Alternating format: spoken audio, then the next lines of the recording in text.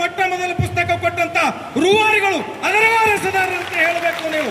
ಇದು ಅಭಿಮಾನ ಇರಬೇಕು. ನೀವೆಲ್ಲ ಅಮೆರಿಕಕ್ಕೆ ಹೋಗ್ತೀರಿ ಅಥವಾ ಇಂಗ್ಲೆಂಡ್ಗೆ ಹೋಗಬಹುದು. ಇಲ್ಲೇ ಕಮಲಾಪುರದ ನೀರಜ್ ಪಾಟೀಲ ವೈದ್ಯರಾಗಿ ಎಲ್ಲಿಗೆ ಹೋದ್ರು? ಲಂಡನ್ಗೆ ಹೋದ್ರು. ಅಲ್ಲಿ ಹೋಗಿ ಅಣ್ಣ ಬಸವಣ್ಣ ಕನ್ನಡಕ್ಕೆ ಮೊದಲ ವಚನ ಸಾಹಿತ್ಯ, ಆಮೇಲೆ ಪ್ರಜಾಪ್ರಭುತ್ವ ಅನುಭವ ಮಂಟಪ ಕೊಟ್ಟಂತ 770 ಅಮರಗಣಗಳಲ್ಲಿ ನಾಯಕರಾದಂತ ಬಸವಣ್ಣನವರ ಮೂರ್ತಿ ಸ್ಥಾಪನೆ ಮಾಡಿದಂತವ್ರು ಯಾರು? ಕಲಬುರಗಿಯ ಜನನು, ಕಮಲಾಪುರದ ನೀರಜ್ ಪಾಟೀಲ್. ನೀವು ಹಾಗೆ ಮಾಡಬೇಕು ಮಕ್ಕಳೇ. ಈ ಲಲಿತ ಸಂಸ್ಕೃತಿಯನ್ನ ರೂಢಿಸಿಕೊಳ್ಳಬೇಕು.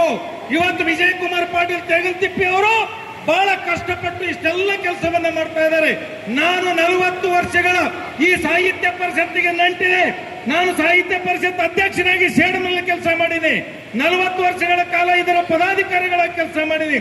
ಬಹುಶಃ ಕಲಬುರಗಿಯ ಕನ್ನಡ ಸಾಹಿತ್ಯ ಪರಿಷತ್ತಿನ ಇತಿಹಾಸದಲ್ಲಿ ಈ 5 ವರ್ಷ ಸುವರ್ಣ ಅಕ್ಷರದಲ್ಲಿ ಬರೆದಿಡುವಂತಹ ಒಂದು ಕಾರ್ಯಕ್ರಮ ಮಾಡಿದವರು ಯಾರಾದರೂ ಇದ್ರೆ ನಮ್ಮ ವಿಜಯ್ ಕುಮಾರ್ ಪಾಟೀಲ್ ತೆಗಲ್ತಿಪ್ಪಿ. ನಾನು ವರ್ಣನೆ ಮಾಡಗತ್ತಿಲ್ಲ, ನಾನು ಯಾರಿಗೂ ವರ್ಣನೆ ಮಾಡಲ್ಲ. ಇದ್ದಕ್ಕೆ ಇದ್ದಂತೆ ಸತ್ಯವನ್ನು ನುಡಿತೀನಿ. ನಿಮಗ ಗೊತ್ತಿರಲಿ ಮಕ್ಕಳೇ, ನೀವೆಲ್ಲ ಸಾಧಕರ ಸಾಲಿನಲ್ಲಿ ಸೇರ್ಬೇಕಂತೆ ಅವ್ರು ಇವರೆಲ್ಲ ನಿಮ್ಮಲ್ಲೆಲ್ಲ ಇಲ್ಲಿ ಕರ್ಸ್ಯಾರ. ನೀವು ಮುಂದೆ ಏನಾಗಬೇಕು? ಡಾಕ್ಟರ್